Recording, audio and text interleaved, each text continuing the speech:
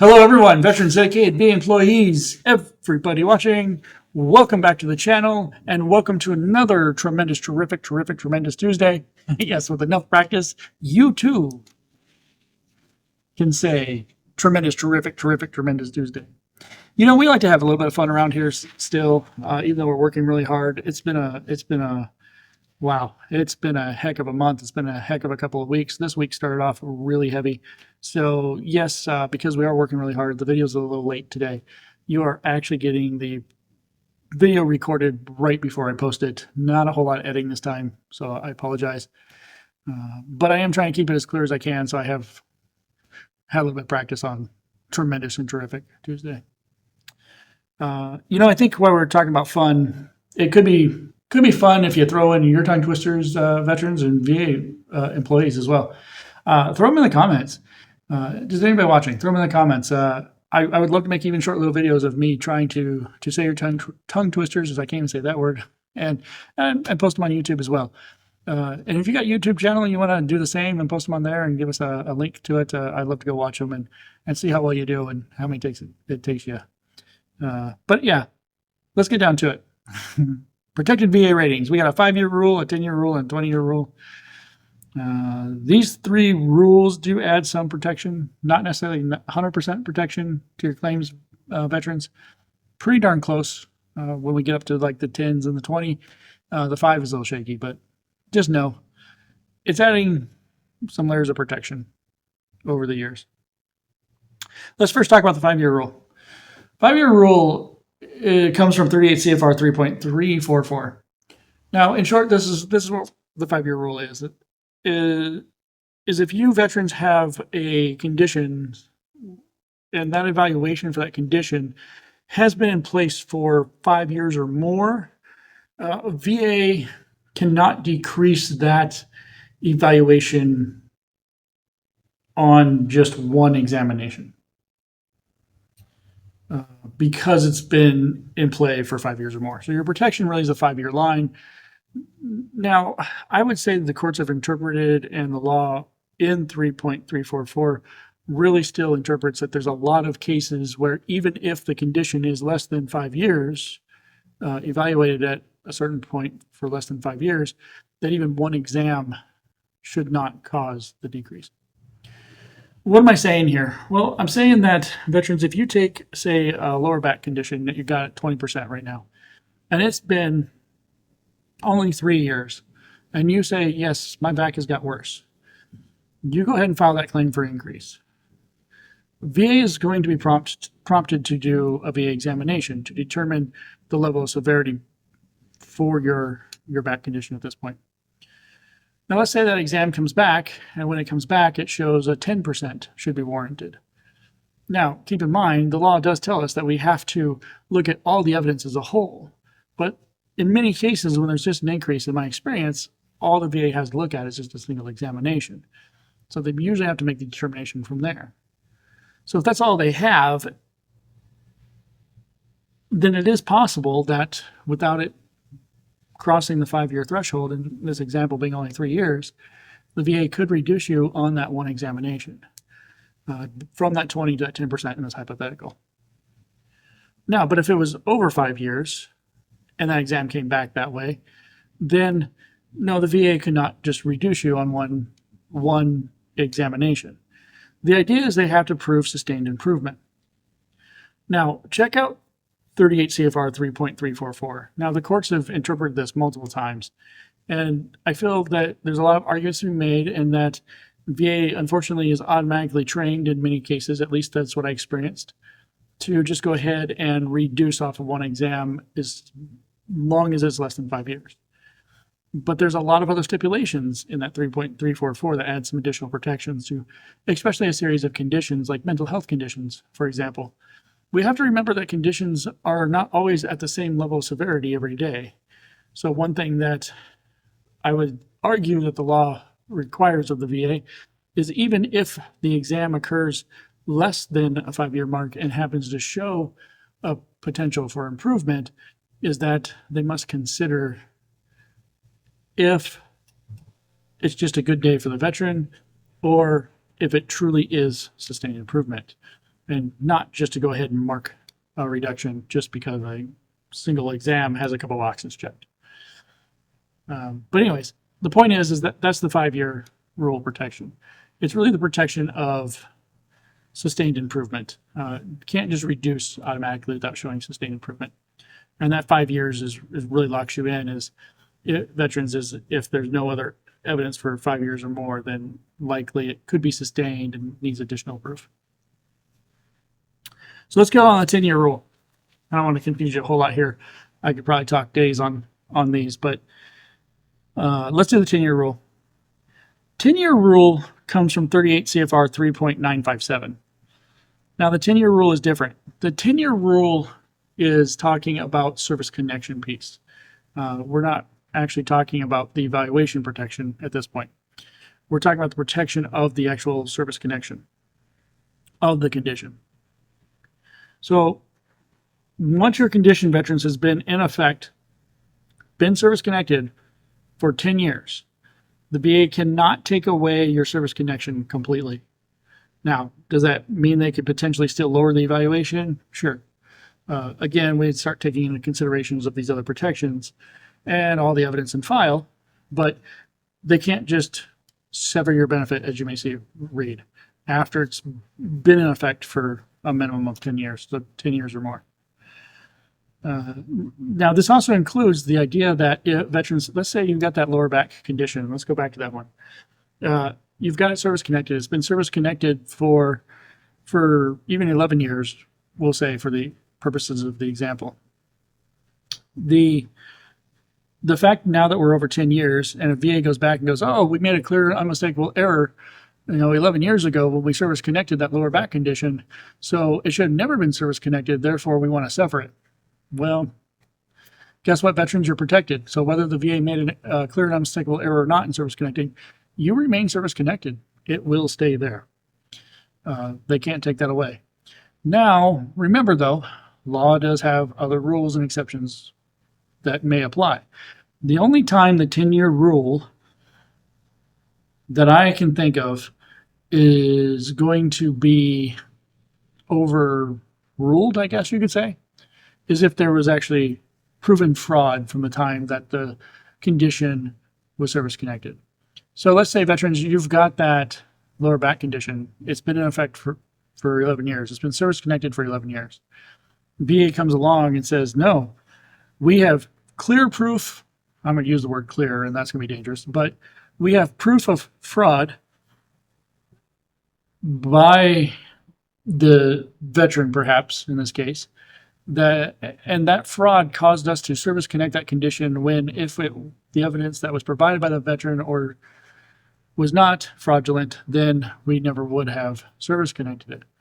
So ultimately what that means is now the VA does have the opportunity to surpass the 10-year rule and say, yeah, you're not protected anymore. So your only kryptonite, I suppose, to protection is fraud. But keep in mind, the basic point is once that's service connected for 10 years, almost no matter what, VA cannot sever that benefit or take it away from you. All right, let's do the 20-year rule now. This is the last one. This should be a shorter video too, since it's a little bit lighter lifting for this video. 20-year rule. Now, 20-year rule is going back to the evaluation again. So think about this, veterans. Here we are.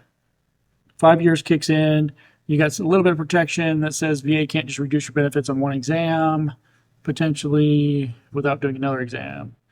10 years go by. VA can't sever your benefits unless there's fraud proven. 20 years go by. Well, guess what? 38 CFR 3.951 says that after 20 years, the VA cannot reduce your evaluation below the level for which has been in effect for 20 years. So let's clean that up. Let's take that example again, lower back. Lower back has been, let's say at one time it was 10%. Let's say it was 10% 20 years ago. But in the meantime, let's say even 15 years ago, you got increased to 20%. So what it means is if for some reason the VA can find sustained improvement off that 20%, they can't go below the 10% because the 10% has been in effect for 20 years. But now the 20% in this example has not. So they could still go lower than 20. All right, let's try to clean up even a little bit more. Let's just use the idea of one evaluation in there. The basic concept here of the 20-year rule, using our hypothetical of the lower back, let's just say you're at 20% service connected. And veterans, you've been there for 21 years. You've had that evaluation for 21 years. 21 years go by. This is now when you decide, yeah, it's definitely time to file that claim for increase. Claim for increase goes in. We get kind of the same scenario that we had with the exam in our 5-year rule. The exam comes back and says, no, it looks like it's a 10%. Maybe you were having a good day that day. 10% is what it looks like. Well, guess what? You're over 20% now, so the VA can't even give you another exam to determine sustained improvement because they can no longer take that evaluation away from you at that 20% level. You've reached 20 years. 20 years is the magic number to hold that evaluation. Now, keep in mind, though, fraud. Fraud could overcome the rule. So there is not a 100% guarantee. There's definitely the other rules that could come in play.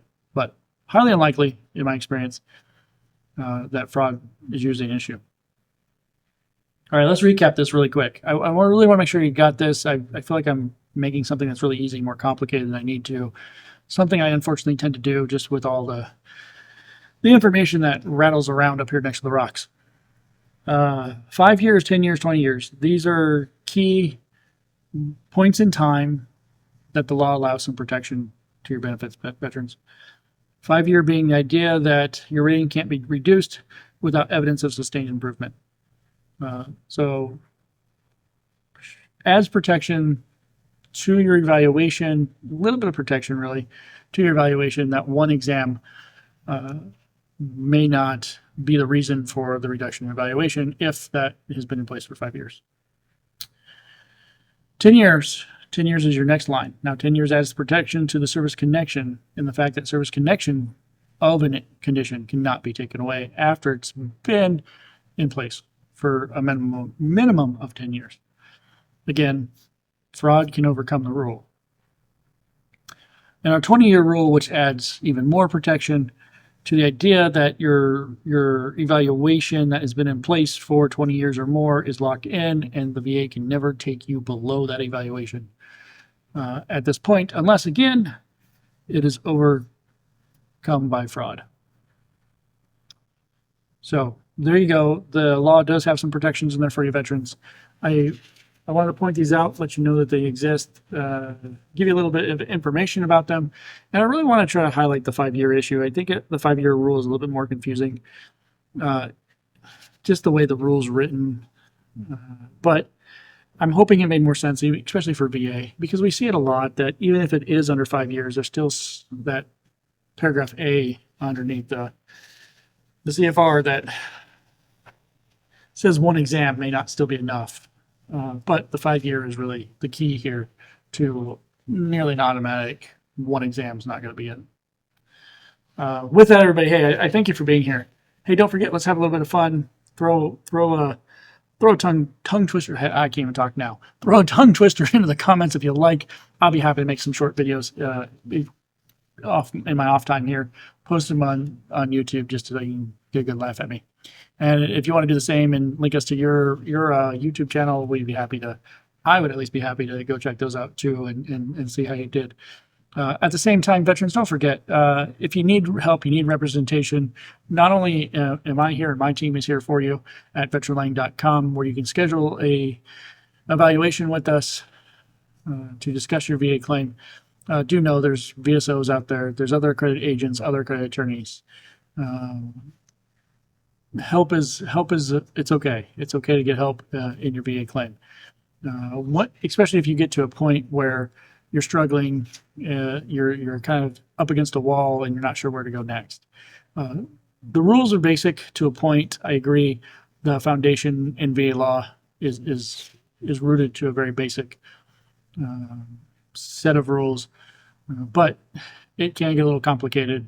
can be challenging, especially to get through the errors that the VA makes. So why not? Why not have another set of eyes and some experience to back you up? One last thing I'm going to do, and I debated whether I was going to do it or not in the video, but I want to give you a PSA. So if you stuck around with me this long, I want to give you another PSA, and that's to be careful when you do choose representation, who you're choosing. Please make sure they're VA accredited. As our laws stand at the moment of this video, VA accredited should be the only ones actually really doing the legal stuff for your VA claims veterans. My concern is I have ran across a number of veterans who have sought help at what we call claim sharks or other locations who claim that they can get them a higher percentage. They promise, they guarantee. And ultimately what they're doing is, some of them anyways, for what I hear, is obtaining your password, asking you for your password to get into your benefits profile. Please remember, when you do that, they are given access as if they are you. That allows that individual to act as you, and who knows, worst case scenario, maybe even change your bank account information and have your benefits routed someplace else. I haven't heard of anything like that happening off the top of my head here, but it is a concern that I always think about when I hear veterans going, oh, I gave my password to my va.gov or my app. Please don't. Please don't. That's my PSA to you. Please make sure they're accredited, because if they are an accredited representative, I'll tell you what, we'll never ask you for that password. Why? Because being accredited allows us access to your VA file. We can see what the VA sees. We don't need to pretend to be you. All right, I'm going to get off of that. I do appreciate getting your time. Again, let me know if there's anything else you want to learn about. Throw it in the comments. We'll do some more there. I think I got another comment that prompted another video that I want to do, and I got all kinds of stuff back here. So if you don't, that's fine. I got plenty of topics to work with, and we're going to keep pushing through them. In the meantime, enjoy the rest of your Tuesday. Enjoy the rest of your week. Hey, Labor Day is also around the corner. Enjoy your holiday, and I will see you next Tuesday, where we will talk about more VA disability. All right. Have that tremendous Tuesday. Thanks, everyone.